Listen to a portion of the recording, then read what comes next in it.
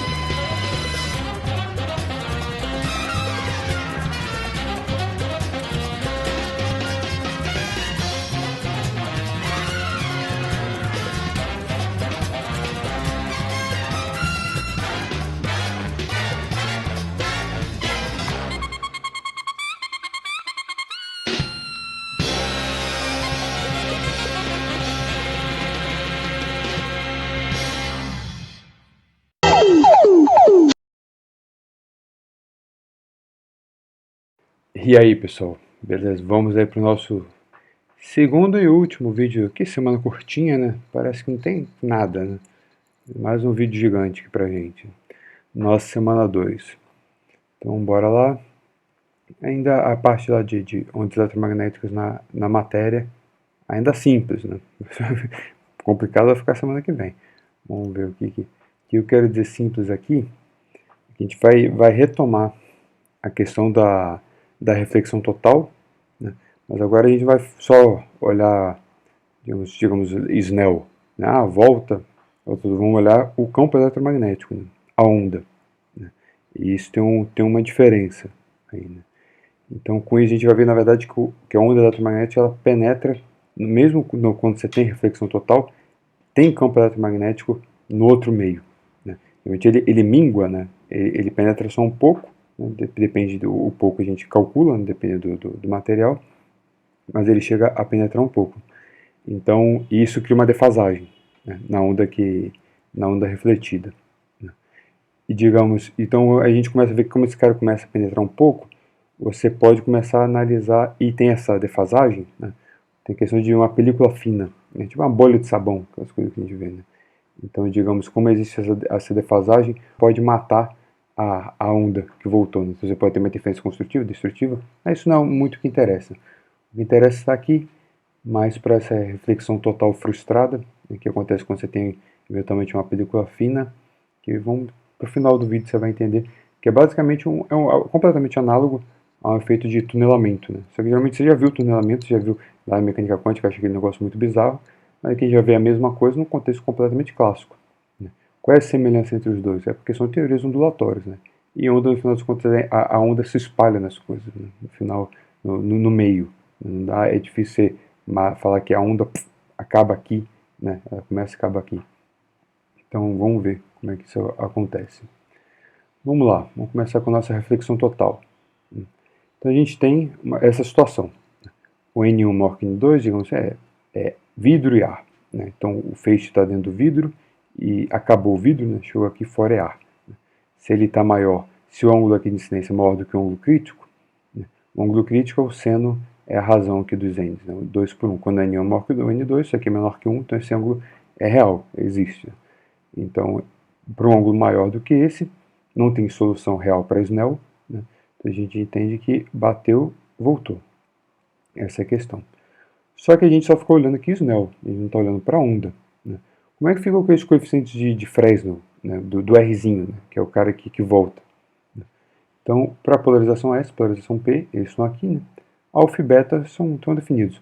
Beta é a razão dos N's, né? Então N2 por N1. É para do jeito que está escrito aqui, né? Então você pode ver trabalhar com N2 e N1, é o seno. Isso aqui é só para ajudar um pouco. Eu fiz isso, mas na verdade não ajudou muito na conta não, né? Minha sugestão, quando você for fazer na lista, deixa N2 por N1 no lugar de beta. Mas é só para dizer que isso daqui é seno de alguma coisa, é uma coisa menor que 1, né? Porque vira uma razão de seno, daqui a pouco vai aparecer. Não ajuda muito. Agora o alfa, lembra? Então isso daqui eu quero dizer assim, esse tem nada a ver com ângulo. Esse cara sempre existe, né? É o meio 1, meio 2, e você dá N1, N2, você tem o beta, né? Agora o alfa não, o alfa ele é a razão dos cossenos, né? Cosseno θ2, cosseno θ1. Então, cosseno de θ1, beleza, é o ângulo que você deu. Né? É um ângulo, só que ele é maior que o ângulo crítico. Então, para o Snell, não tem o θ2. Né? Então, o que seria esse cosseno de θ2? O que seria esse alfa? Como é que se define esses coeficientes aqui? Dá para definir? Dá. Né? Vamos ver como. A questão é o que é esse cosseno de θ2? Vamos agora, digamos, meio que tudo formal. Né? Vamos ver que esses algebrismos sempre resultam em alguma coisa física interessante. Né? Não dá para falar assim, então o ângulo é maior do que o θ crítico, nada aqui faz mais sentido, não é assim? Né?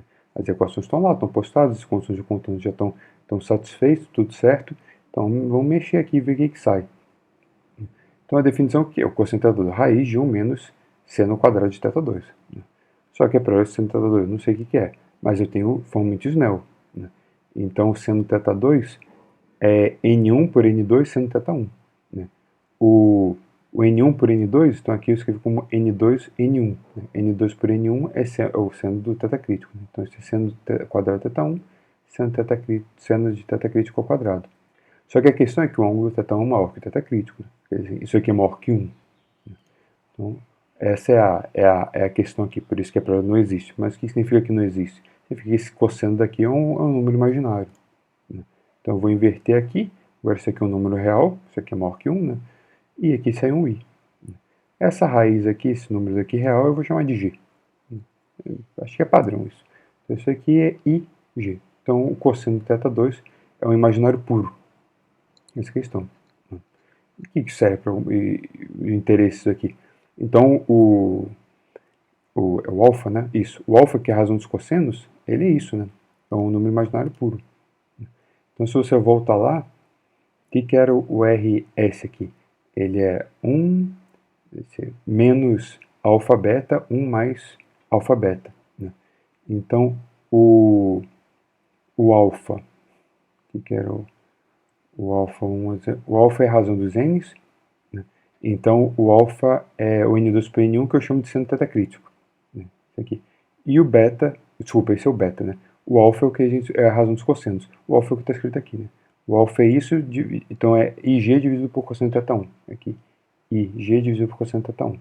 E o beta é o seno de θ crítico. Então aqui é 1 menos alfa beta, 1 mais alfa beta. Então esse cara aqui vira um número complexo. A razão de um número complexo, a razão de outro número complexo. Aqui é a mesma coisa, esse cara daqui é o alfa, esse é o beta. Alfa menos beta, alfa mais beta.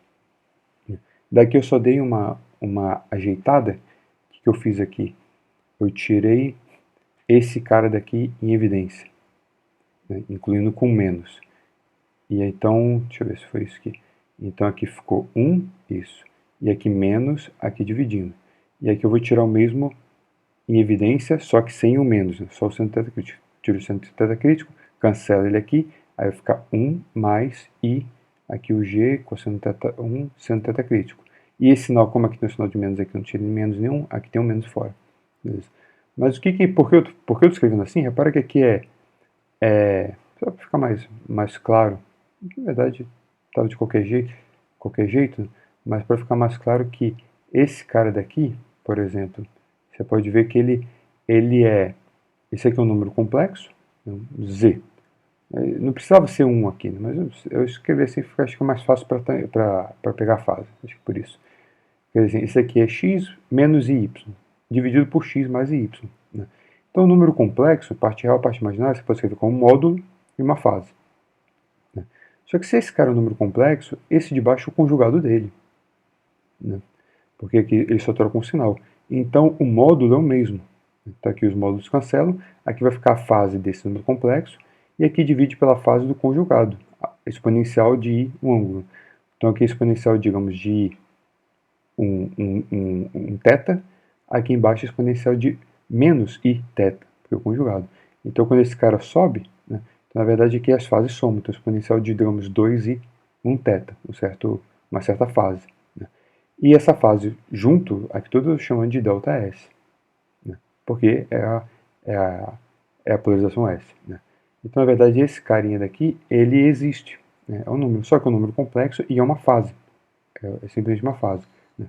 Então, essa fasezinha daqui, é porque ele é fácil ver, né? Você pode olhar aqui, né? ele é a metade desse ângulo aqui, né? Esse aqui é o número complexo, esse aqui seria o módulo exponencial de delta S, ou menos, né? Desculpa aqui, esse daqui, né? É delta S sobre 2. Então aqui tem um sinal, aqui eu comi mosca, eu acredito, né? Porque esse cara daqui,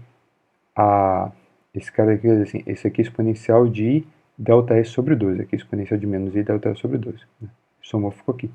Então, tangente de delta S sobre 2 é a parte imaginária dividido pela parte real, né? Então, tangente de delta S sobre 2 é, como a parte real é 1, né, é essa parte imaginária. Só que essa parte imaginária tem um menos aqui, né? Então, aqui eu comi um menos. Aqui está errado. Então, aqui tem um menos. Eu acho que eu fiz o mesmo erro embaixo. Porque embaixo também, no final, são fases, né? Tá? Só que esse cara daqui... Ah, não, aqui eu não comi a mosca. Aqui o menos está certinho, né? Então, tangente de delta sobre 2 é esse cara. Só que assim, por que tem um π sobre 2? Porque aqui tem um menos 1. Né? Esse menos 1 eu posso escrever como exponencial de π. Né? Então, exponencial de π, esse cara vai vir aqui, tudo isso aqui vai ver exponencial de π, a fase que vem daqui, isso que eu estou chamando de ΔP. Né? Então, aqui na tangente ΔP sobre 2 vai ter esse π sobre 2 aqui. Então, por isso que aqui tem um π sobre 2. Isso aqui é fácil certo. Aqui está certo. Aqui eu comi. Né? Aqui tem um sinal de menos. Não sei porque eu comi esse sinal de menos, que está bem claro aqui. Né? Mas beleza. Então, mas qual a questão? Que esses caras são fases. Né? Então, a priori, né, quando você diz que o índice a reflexão total, né, que o índice de reflexão, a gente já discutiu o índice de reflexão e transmissão, né, então a reflexão é 1, né, o que a gente falou de o índice lá o coeficiente, né, o coeficiente de reflexão, esse Rzão, né, ele era o Rzinho ao quadrado. Né, só que é melhor definir, para ficar mais preciso, né, como um módulo de Rzinho ao quadrado. Então, como esse cara é uma fase, o módulo dele quadrado é 1. Né, então, todo mundo refletiu, beleza. Você fala assim, então essa fase serve para nada? Não. Né? Essa conta não é à toa. A questão é que a gente calculou, lembrando que tudo que a gente... Porque essa conta é bem relevante, não tem problema esse cara sendo complexo. Porque a gente fez toda essa construção assim, com essa onda complexa. Quer dizer, assim, o seu campo elétrico era um vetor incidente né, aqui, que é para complexo, exponencial de kx menos ωt. Né? Aí tem o refletido, um k' né, e o k2. Né, mas tudo complexo. Então não tem problema esses caras, essas amplitudes aqui. A onda seria isso, a onda incidente é isso, exponencial de IK1R menos ωt. Esse daqui, o refletido é esse cara exponencial de menos IK1' produto escalar com x, né, menos ωt. Né. Então essa relação tem nesse Rzinho, que a gente está comparando as amplitudes. Né. Tem uma fase, não tem problema. Está dizendo que a onda que voltou ela está defasada com relação ao incidente. Né? Essa é a questão. Então, quando ele bateu, ele tem uma defasagem, é o que voltou. Né? Ele simplesmente bate e volta do mesmo jeito. Né? Continua. Ele bate e ele volta uma fasezinha. Né? E, obviamente, essa fasezinha aqui você pode calcular, quer dizer assim, é que ela está em termos de... O seno de θ crítico né, é razão de 200. Né? Só quer dizer assim, se você manda uma fase, vamos supor que você não conhece o meio, né, os meios lá, mas está numa situação de reflexão total, você consegue determinar a diferença de fase de um para o outro, você conhece o ângulo, né? Repare que uma vez que você conhece o ângulo, aqui quer dizer, esse ângulo incidente, tudo fica em termos desse θ crítico. Né? O θ crítico é a razão dos índices. Então, experimentalmente, né, calculando a defasagem, você pode determinar a razão dos índices de refração. Só um comentário. Né? E aqui eu plotei. Ficou legal. Para um caso particular, né, para eu conseguir plotar, eu peguei essa razão sendo meio. Então, o seno de θ crítico é meio. Né? Então, o seno que dá meio é o quê? Esse daqui, né? É 30. Né? Então, o θ crítico é 30 graus, né? π sobre 6. Né? Então, para essa situação, você está no meio 1, tem, digamos, o N1, N2, a razão dos dois é meio, então o N1 é maior que o N2, é o dobro. Né? Então, nessa situação, se o ângulo for maior do que 30 graus, vai ter reflexão total.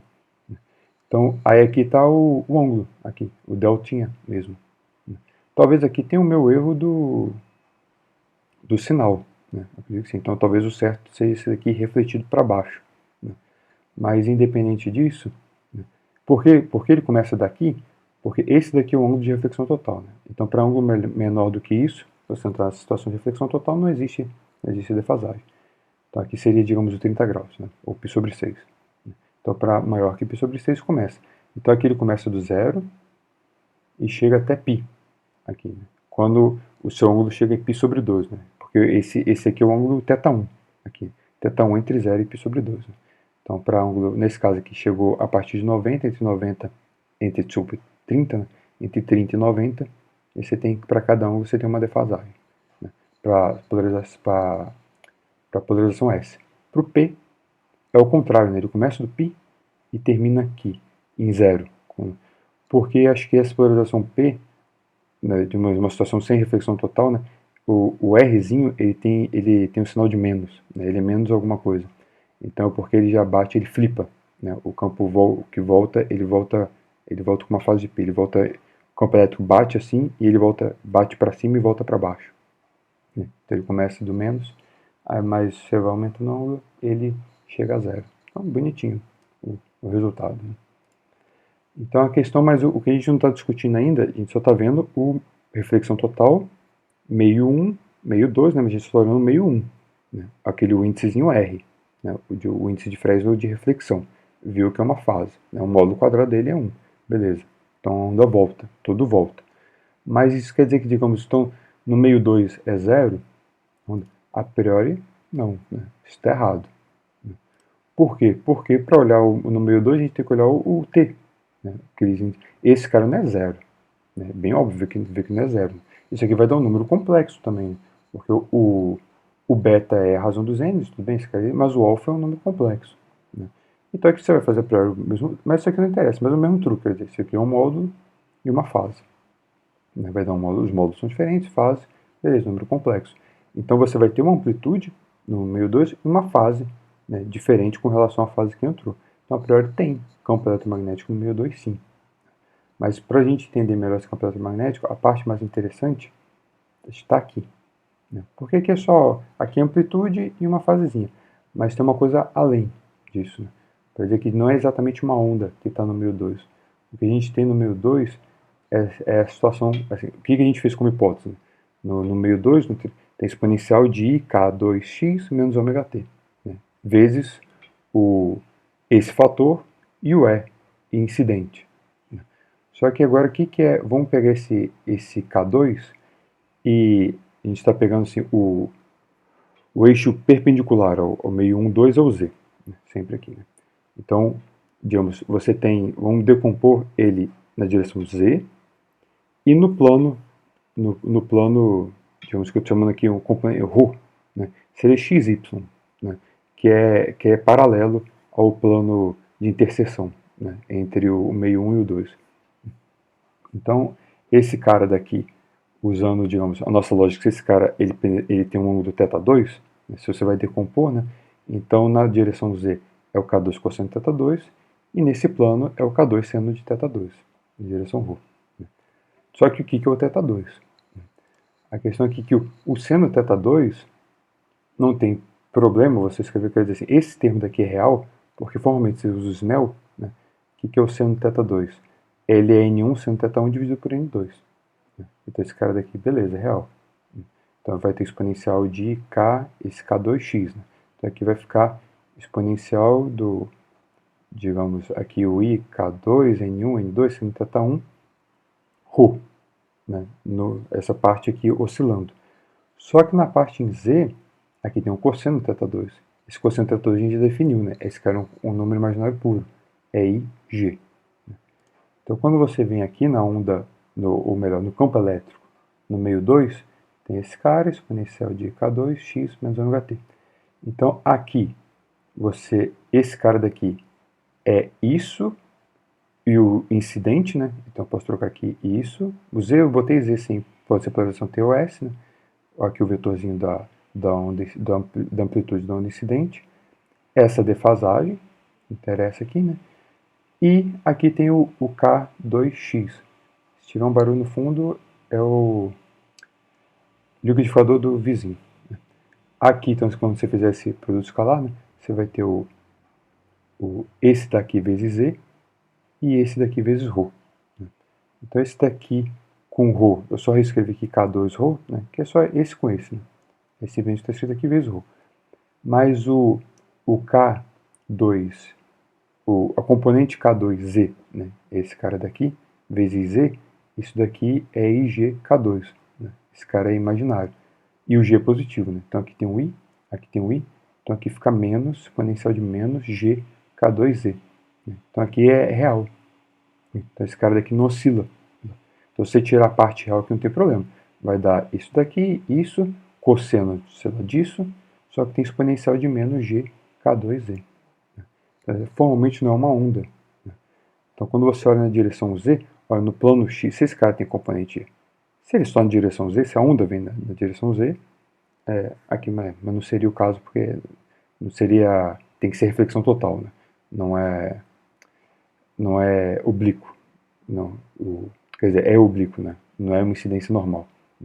Mas ok, mas eu quero dizer assim, se você olha a componente Z aqui ou melhor, você, digamos, faz cortes em diferentes Z's, né? No plano XY esse cara oscila, mas no plano Z ele não seria uma onda, tipo, uma onda assim, meio que plana, né? Só que para cada Z, né, além dele, digamos, ele tem o termo oscilatório nesse plano, ele tem a amplitude diminui, né? Diminui por esse fator. Né? Então, digamos aqui, opa, deixa eu botar aqui. Assim, é como se fosse uma onda plana, meio que. Só que só no plano XY e amplitude, como se, digamos assim, vamos pensar que a amplitude desse cara você botou aqui na amplitude. Então, cada corte Z que você bota, essa amplitude diminui. Né? Então, eu botei esse Z-til aqui, como se fosse definir esse cara daqui. Então, repara quando o Z começa a ficar maior que o Z-til, essa exponencial fica exponencial de menos um número grande, então fica muito pequeno. Então o campo morreu ali. Então mais ou menos quanto ele penetra é do tamanho desse Z-til, né, para te dar uma escala. Então esse Z-til a gente chama de comprimento de penetração aqui dessa onda. Então a questão é que se você vai olhando no meio 2, entrando no meio 2, aqui eu estou botando Z igual a zero na interface, né? Estou definindo assim. Então quando você vai entrando no meio 2, a onda vai minguando. Então na verdade a onda esse campo elétrico, análogo para o magnético, mas a gente está pegando elétrico, então esse campo elétrico ele vai morrendo. Então a onda chega e penetra no meio 2. Só que ele penetra e morre. Né? Só entrou um pouco. Né? O quanto pouco depende desse Z-til. Né? Então aqui, sim, o que eu estou dizendo assim, que não fica, ela não fica energia nesse meio 2, porque para que tudo volta. Porque se você for olhar lá para o infinito, se você for olhar lá longe, você está vindo de lá de longe, você está mandando onda. Né? Depois lá de longe você está olhando o meio 2, o meio 1 e o meio 2. Né? No meio 1 está chegando onda, e aqui quando você olha lá no final no meio 2, não tem nada. Né? Então toda a onda voltou. Então realmente toda a energia voltou para o meio 1. Né? Mas isso não quer dizer que não tem onda num pedaço lá do meio 2. Então na verdade assim que você pode interpretar é que a defasagem acontece porque é como se essa pancada, essa interface meio 1 e 2, não é que a onda tem reflexão total, mas não é que a onda bate ali, digamos assim, duro, né? Bate e volta. Essa onda ela chega, ela penetra no meio 2, né? Como se fosse uma bola se jogou, só que o meio é uma borracha, né? Meio elástico. Então ela foi, digamos assim, deformou, no sentido assim, ela penetra no meio 2 e volta. Né? Então a gente está olhando quanto esse cara penetrou. Então é por isso que ela volta até defasada. Né? Porque ela não bate e volta do mesmo jeito. Né? Ela fica um tempo no meio 2 e volta. Isso é a mesma coisa que acontece, digamos, em mecânica quântica. Um potencial degrau. Você olha, né, que só função de onda dentro, se fizeram moderna, mas dentro do potencial degrau, a sua função de onda cai exponencialmente. Né? E se você, mas digamos, um degrau, né, infinito. Aí você vai ver o coeficiente de reflexão ali é 1. Todo mundo há 100% de chance de voltar porque não tem para onde sair. Essa é a questão. Mas se você for olhar a razão do J, né, o J refletido e o J incidente, esse cara é uma fase. Né? Então, assim, a onda que está voltando, ela é realmente ela é defasada com relação à onda refletida e defasada com a onda incidente. E até em mecânica quântica, essa fase, né, você pode usar ela para calcular, digamos, quanto tempo, o tempo de atraso. Né? Seria mais ou menos uma análoga aqui. A ideia é assim, quanto tempo se ele batesse e voltasse, né, o tempo que ele demorou eu lancei, ele bateu e voltou, é 2 vezes, a velocidade que é constante, né? Pensar em mecânica quântica, velocidade constante, seria 2 vezes o tempo seria o quê? 2 vezes a distância dividido pela velocidade. Né? Só que se você calcular o tempo que vai e volta, ele é isso e tem mais um outro termo. Né? Esse termo tem relação com a fase. Né? Na verdade, é derivado da fase com relação a K. Né? Mas então isso se chama de tempo de atraso. Né? Então você pode dizer assim, que esse cara demora mais tempo. Pode ser mais ou menos, mas nesse caso, digamos assim, ele demora mais tempo para voltar, porque ele ficou um tempo no outro meio. Né? Então ele foi e voltou. Então tem essa interação, cria uma defasagem, né? Um tempo, um delay. Né? Então aqui a gente pode entender isso do mesmo jeito. Né? O onda eletromagnética chegou no meio 2, o cara vai voltar, né? Mas ele penetrou um pouco no meio 2 e depois voltou. E que isso justifica o fato dele vir defasado. Então vamos já para o nosso primeiro intervalinho. Não sei se vai ter mais do que um, já está um pouquinho grande, né? Então já volto já.